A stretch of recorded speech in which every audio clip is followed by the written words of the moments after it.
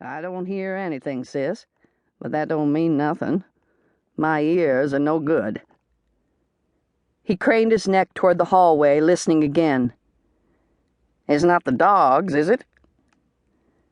Zeke Downing, a new client at the shelter, had brought a bulldog pup named Boss with him when he checked in 2 weeks ago.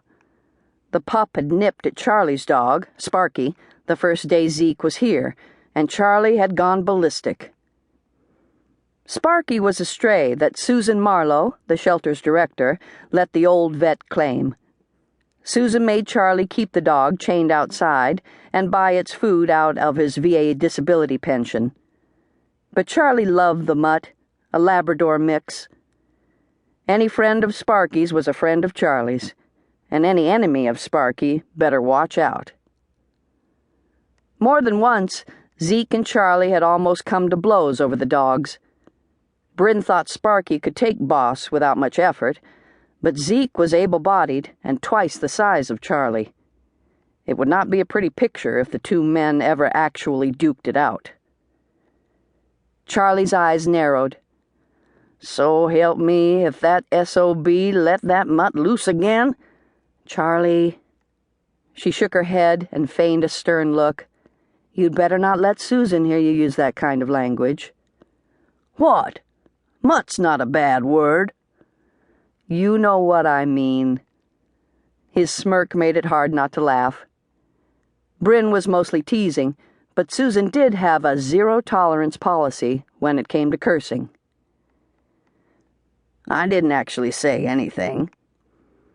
"Yeah, but you know Susan. Even initials are pushing it with her." He rolled his eyes and fanned out his cards. "I don't think Zeke's even here tonight." She held up a hand, listening for the sound again.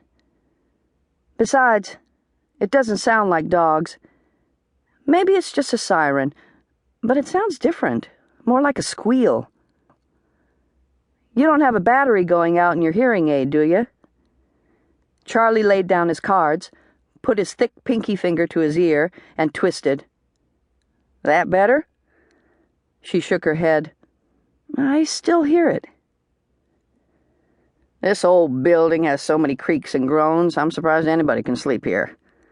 That's the only good thing about these blamed things." He adjusted the other hearing aid. "I can just turn 'em off." The noise didn't sound quite like distant sirens, but nevertheless, she shot up a quick prayer for her husband, the way she always did when she knew he might be out on a run. Guilt pinched her. Adam wasn't even supposed to be on duty tonight. He was only there because she'd talked him into pulling an extra shift.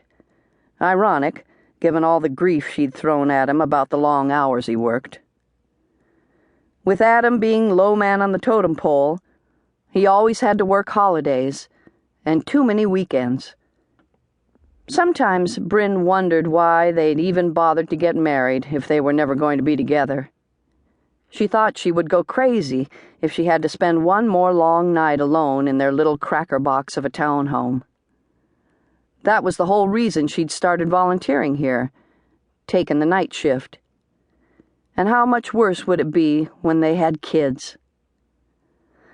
The faint noise droned on. She looked at the stained ceiling. "It almost sounds like it's coming from upstairs." Charlie shook his head, and a glint of mischief came to his eyes. "Listen, girlie, if you're just trying to weasel your way out of this game, you can forget it." He drew another card and wriggled bushy eyebrows at her. "I'm about to clean your clock."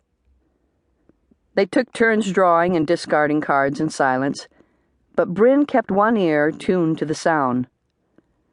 Charlie was right. The noises in this old building had scared her to death the first time she'd worked the late shift. It was probably just the pipes creaking again, but it sounded different somehow tonight. Susan was in the dining room, sleeping. She'd told Bryn she would take the middle-of-the-night rounds, but Bryn decided she'd do a walk-through as soon as they finished this hand, just to be sure nothing was amiss. She'd almost forgotten about the noise when a dog started howling outside the building.